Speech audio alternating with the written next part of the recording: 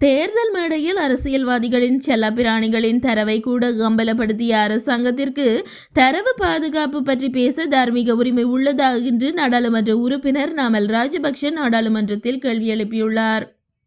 இன்றைய தினம் நாடாளுமன்றத்தில் இடம்பெற்ற தரவு பாதுகாப்பு சட்டம் மீதான விவாதத்தில் பங்கேற்ற போது நாடாளுமன்ற உறுப்பினர் இவ்வாறு தெரிவித்தார். தரவு பாதுகாப்பு சட்டத்தில் திருத்தங்களை கொண்டு வருவது மிகவும் நல்ல விடயம். இது சில ஆண்டுகளுக்கு முன்பே செய்யப்பட்டிருக்க வேண்டும். துரதிருஷ்டவசமாக அது நடக்கவில்லை. இந்த துறைக்கு பணியாளர் ஆட்சேர்ப்பு அவசியம் என்றும் ஜனாதிபதி கூறுகின்றார்.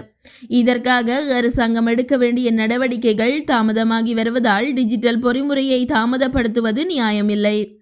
அதற்கு தேவையான பணியாளர்களை நியமிக்க அரசாங்கம் நடவடிக்கை எடுக்கவில்லை. ஜேவிபி அரசாங்கம் இந்த சட்டத்தை பற்றி பேசுவது மகிழ்ச்சி அளிக்கிறது. இந்த சட்டத்தை தாங்கள் முதலில் நாடாளுமன்றத்தில் கொண்டு வந்த போது நீங்கள் விமர்சன ரீதியாக பேசினீர்கள். மக்களின் தனி உரிமையை பாதுகாக்க உங்களுக்கு தார்மீக உரிமை உள்ளதா என்று அவர் கேள்வி எழுப்பியுள்ளார். இதேவேளை தரவு பாதுகாப்பு சட்டம் இன்றைய தினம் நாடாளுமன்றில் நிறைவேற்றப்பட்டமை குறிப்பிடத்தக்கது.